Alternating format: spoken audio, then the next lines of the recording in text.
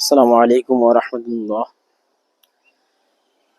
আপনাদের সাথে যে ঘটনাটা শেয়ার করতেছি আমি, এটা হচ্ছে ১ নং চাকামা ইউনিয়ন, অর্থাৎ এটা বরিশালের ভিতরে ১ নং চাকামা ইউনিয়ন ইসলামী আন্দোলনের কর্মী মাওলানা মিজানুর রহমানের সাথে যে ঘটনা ঘটেছে তার মুখ থেকে শোনাবো।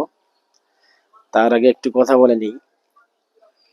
এই যে বিএনপির লোকেরা, ঠিক আছে, চান্দাবাজ, ওরা যেখানে পাচ্ছে মানুষকে এইভাবেই অত্যাচার করতেছে।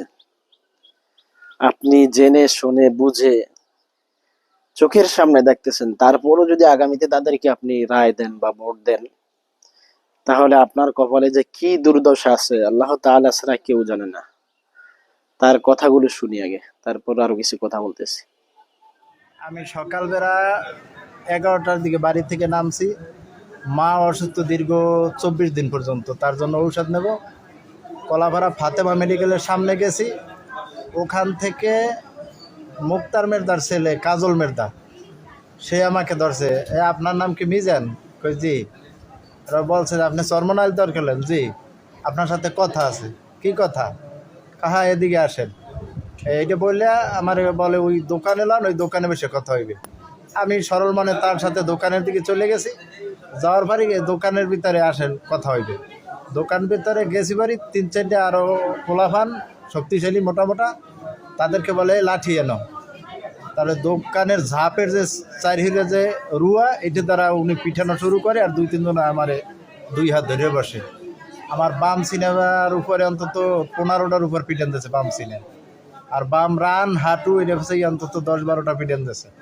আর এই ঘাড়ের উপরে পিটান দিয়েছে, ঘুষি দিয়েছে, মাথার উপরে একটু দিয়েছে, যেটা মাথা ব্যথা। আপনি এবার ভাবেন, আপনি কি তারপরও তাদেরকে ভোট দিবেন?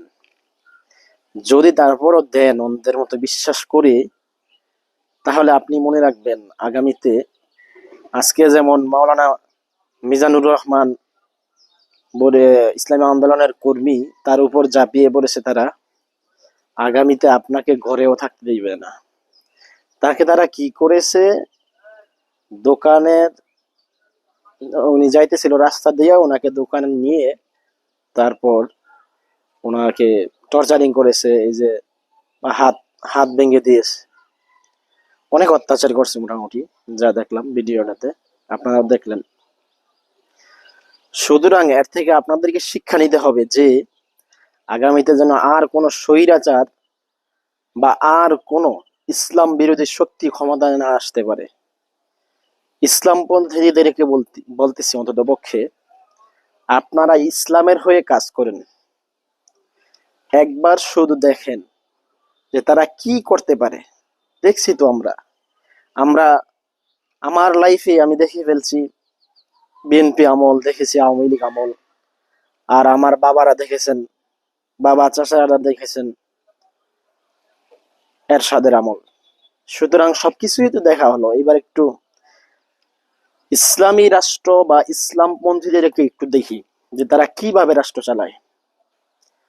আশা করি আপনারা আমার কথা বুঝতে পেরেছেন, এবং আশা করি আগামীতে ইসলামের পক্ষে ইসলামী আন্দোলন বাংলাদেশ এবং জামাতে ইসলামী, অন্যান্য ইসলামী দল যারা আছে ঐক্যবদ্ধভাবে নির্বাচন করবে বা এক প্ল্যাটফর্মে আসবে, তাদেরকে ভোট দিবেন ইনশাআল্লাহ। আসসালামু আলাইকুম ওয়া রাহমাতুল্লাহ।